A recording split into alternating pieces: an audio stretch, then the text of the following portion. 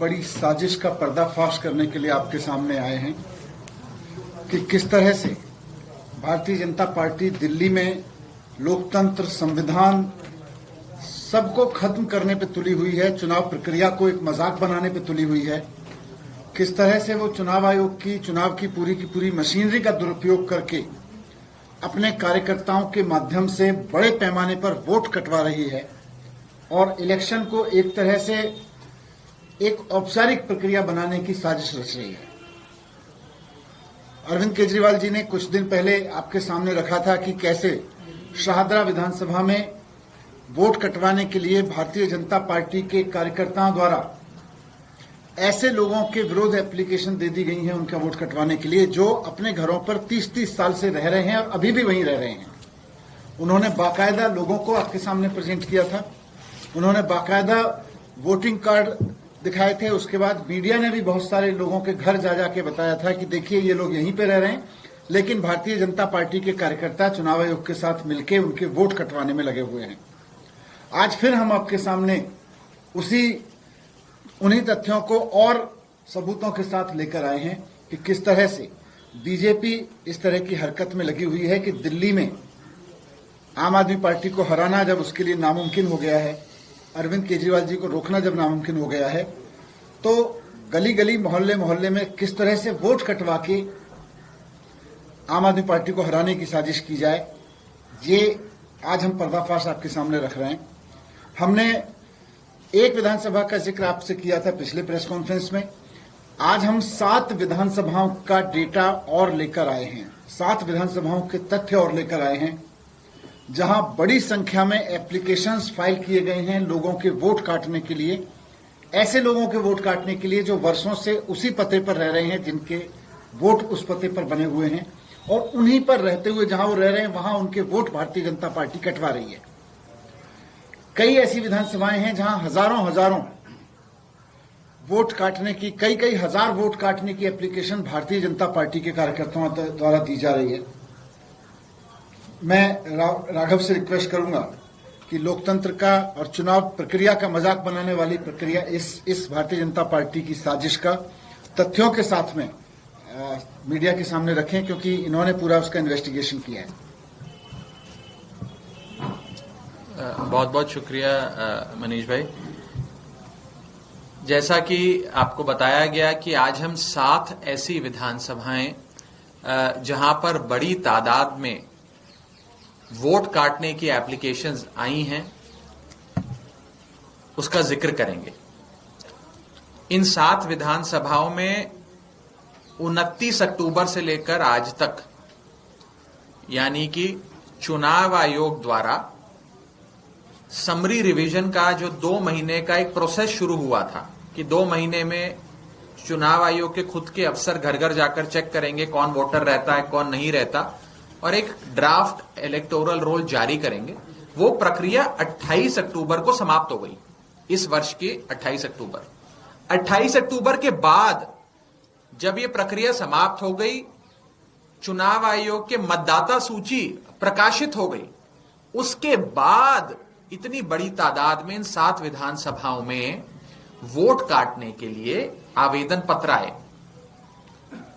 जब ये देखा गया कि कितने आवेदन पत्र आए तो पता लगा इन 7 विधानसभाओं में कुल 22,649 एप्लीकेशंस इन 7 विधानसभाओं में आई हैं। और ये एप्लीकेशंस इतनी भारी तादाद में चुनाव आयोग के समरी रिवीजन प्रोसेस समाप्त होने के बाद कौन डाल रहा है, कौन है वो शख्स या कौन है वो लोगों का समूह जो इतनी बड़ी तादाद में वोट कटवाना चाहता है मतदाताओं के, इसके बारे में हमने जानने की थोड़ी कोशिशें करी, जांच पड़ताल करने का प्रयास किया, तो ये पाया कि इनमें से कई सारे ऑब्जेक्टर्स यानी कि आपत्तिकर्ता कहीं ना कहीं बीजेपी से जुड़े हुए हैं। आपत्तिकर्ता कौन होता है? किसी का भी वोट काटने के लिए एक आवेदन पत्र चुनाव आयोग में दाखिल किया जाता है और वो एक आपत्तिकर्ता दाखिल करता है कि भाई मैं शिकायत करता या आपत्ति करता हूं, मैं चाहता हूं इस शख्स का वोट काटा जाए क्योंकि ये शख्स अब हमारे विधानसभा क्षेत्र में नहीं रहता या इनका देहांत हो गया है। जब उस आपत्तिकर्ता के, ऑब्जेक्टर्स के हमने नाम छांटे इन 7 विधानसभाओं में और जांच पड़ताल करने की कोशिश करी, तो यह पाया गया कि कुछ लोग जो कहीं ना कहीं बीजेपी से जुड़े हैं, उन्हीं लोगों ने मैक्सिमम एप्लीकेशंस वोटर डिलीशन की दी गई हैं। मैं उदाहरण के तौर पर, और ये सारे दस्तावेज आपको उपलब्ध करा देंगे, जनकपुरी विधानसभा में 24 ऐसे लोग चिन्हित हो पाए हैं जिन्होंने कुल मिलाकर 4,874 वोट काटने की एप्लीकेशनें दी हैं।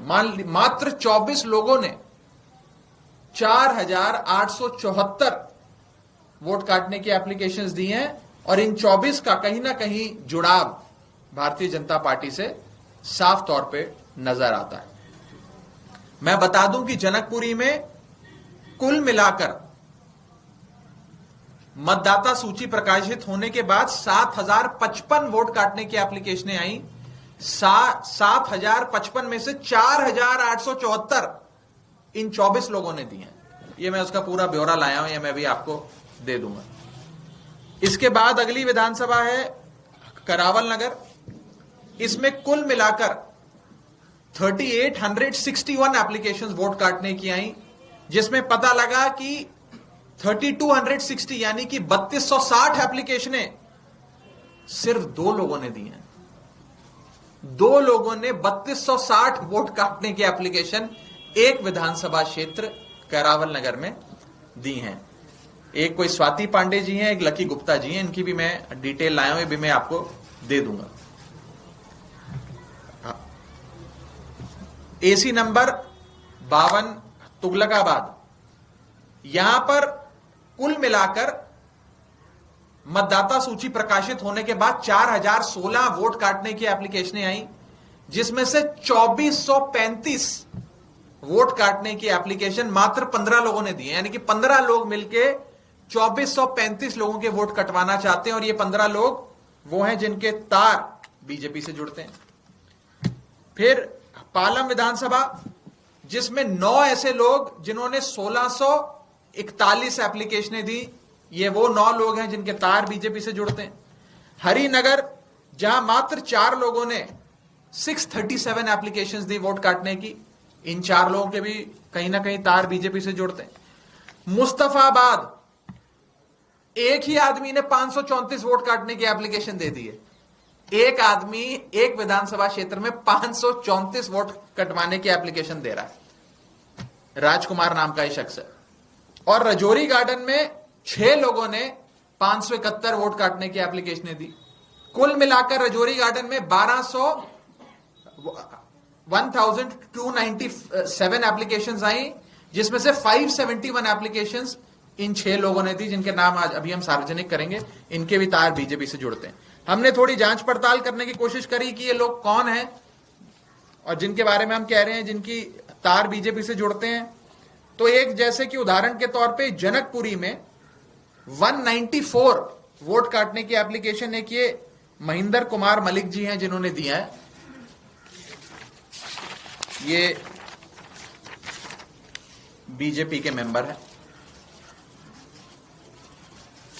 ऐसे ही एक जनकपुरी में एक और हैं प्रिंस गर्ग जी, इन्होंने 50 एप्लीकेशन दी हैं, ये भी बीजेपी से जुड़े हुए हैं, इनकी मेंबरशिप डिटेल्स हैं। ऐसे ही जनकपुरी में एक और हरी शर्मा जी हैं, उनका भी ऐसा ही है। मुस्तफाबाद में मैंने जिन राजकुमार जी का जिक्र करा वो ये रहे बीजेपी के नेताओं के साथ। तो कहीं ना कहीं या तो वो बीजेपी से प्रत्यक्ष रूप से अप्रत्यक्ष रूप से जुड़े हुए हैं, उनके साथ काम कर रहे हैं, या तो उनके दफ्तर में पगार लेकर काम कर रहे हैं, या उनके समर्थक हैं, या उनके कार्यकर्ता हैं, उनके वर्कर हैं, या उनके ऑफिस बियरर हैं। ऐसे सारे लोगों का ब्यौरा सामने आया। समझ ये नहीं आता कि चुनाव 2 महीने बाद है, अब तो 2 महीने से भी कम रह गया। इतने चुनाव के पास आकर इतने बड़े स्तर पर वोट काटने की क्या जरूरत आन पड़ी?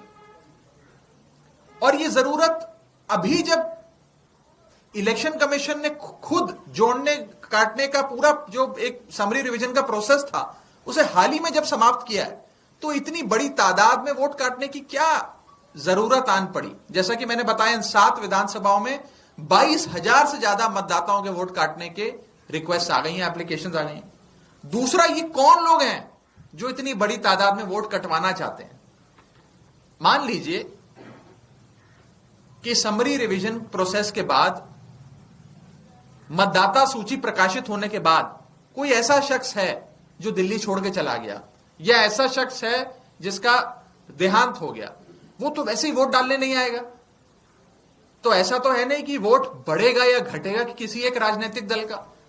तो इतनी बड़ी तादाद में वोटरों का नाम वोटर लिस्ट से हटाने की प्रक्रिया क्यों करी जा रही है? बहुत बड़ा प्रश्न चिन्ह खड़ा होता है। दूसरा, इस बल्क डिलीशन के पीछे कौन लोग हैं? आज हमने थोड़े बहुत लोग तो आइडेंटिफाई करके आपके सामने रखे, लेकिन ये कौन लोग हैं जो इतनी बड़ी तादाद में बल्क डिलीशन करवाना चाह रहे हैं?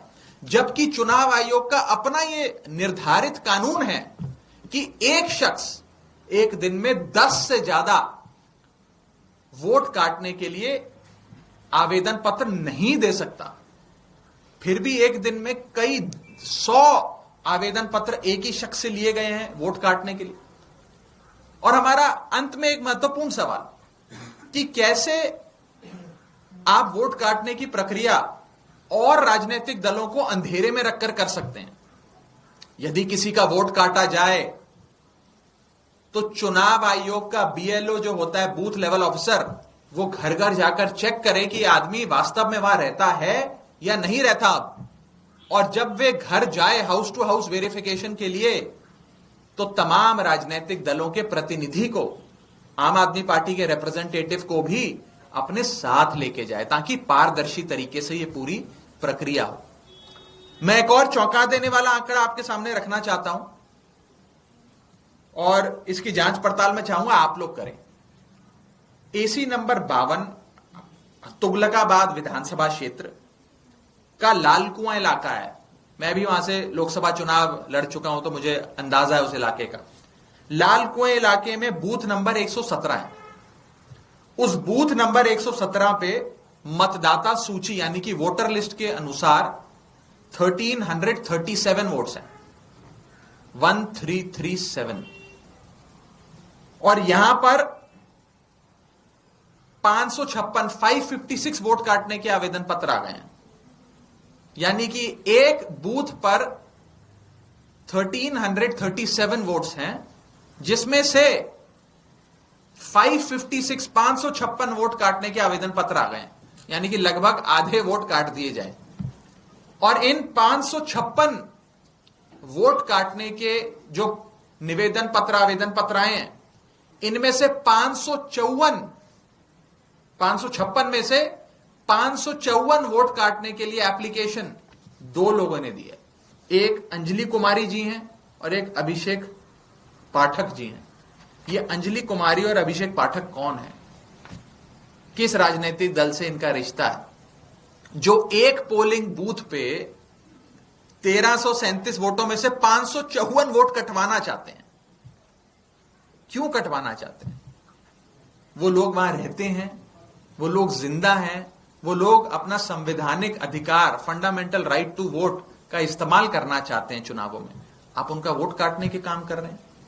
अगर इस प्रकार से एक राजनीतिक दल वोट कटवाएगा तो क्या चुनाव फ्री एंड फेयर हो सकता है? क्या दिल्ली में निष्पक्ष और बिल्कुल स्वतंत्र चुनाव हो पाएगा? ये एक बड़ा सवाल खड़ा होता है। मैं आगे की बात के लिए मनीष जी से अनुरोध करूंगा।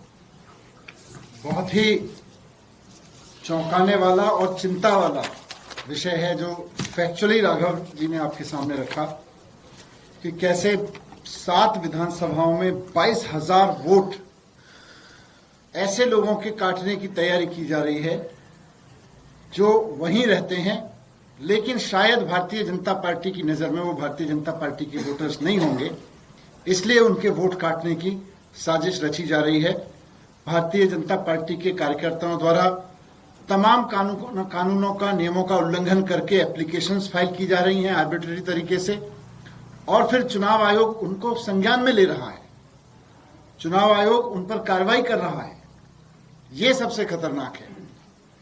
इन्होंने बताया कि किस तरह से एक विधानसभा में केवल एक बूथ पर 1300 में से लगभग आधे वोट, 550-600 वोट्स काटने की तैयारी की जा रही है। क्यों?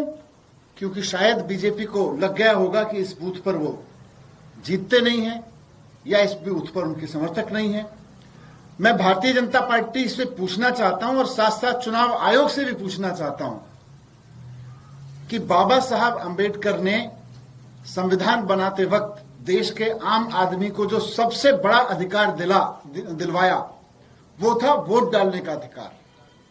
अंग्रेजी राज में हमारी सबसे बड़ी पीड़ा थी कि हमें वोट डालने का अधिकार नहीं था, सरकार हम नहीं चुनते थे। आज आजादी का सबसे बड़ा मतलब यह है कि भारत के लोग अपनी सरकार चुनेंगे और अपनी चुनी हुई सरकार बनाएंगे, उनको वोट डालने का अधिकार होगा।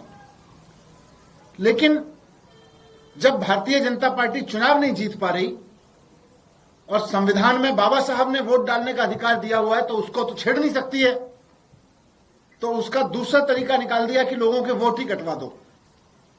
तो एक तरह से लोगों को, जो जिंदा लोग हैं, जो अपने अपने घरों पे रह रहे हैं, उन्हीं पतों पर रह रहे हैं जहां पर वो वोट डालते आए हैं, उनका वोट डालने का अधिकार छीनना संविधान की आत्मा को मारने के बराबर है। ये सिर्फ कुछ लोगों के वोट डालने के अधिकार का हनन नहीं है, ये बाबा साहब की पूरी जिंदगी जो उन्होंने भारत के लिए लगाई, लोगों को वोट दिलाने के अधिकार के लिए लगाई, उसका अपमान करने का है। बाबा साहब के भारत के पूरे विजन का अपमान है कि भारत के लोगों का वोट डालने का अधिकार छीन लिया जाए। मैं चुनाव आयोग से रिक्वेस्ट करूंगा कि वो इस पूरे कुकृत्य का भारतीय जनता पार्टी का साथ ना दें। चुनाव आयोग के अधिकारियों से भी, जो नीचे बीएलओ से लेकर एईआरओ, आरओ जैसे अधिकारी हैं, उनसे भी मैं रिक्वेस्ट करूंगा कि संविधान में आपकी जिम्मेदारी लोकतंत्र की रक्षा की है, लोगों के वोट डालने के अधिकार की रक्षा की है। भारतीय जनता पार्टी के इस कुकृत्य का कोई किसी तरह से साथ ना दे, वरना देश और इतिहास आपको माफ नहीं करेगा और कानूनन तो इसके खिलाफ जो कार्रवाई होगी वो आपको भुगतनी पड़ेगी। सर, आप बताइए, जो आपत्ति करता है, इस तरह के एप्लीकेशन देते हैं, क्या उनके एप्लीकेशन देने मात्र से किसी का वोट कट जाएगा? क्या चुनाव आयोग इसमें कुछ नहीं करता? जो आप लोग सीधा सीधा ये कह रहे हैं कि इतने वोट काटे जा रहे हैं। नहीं, देखिए,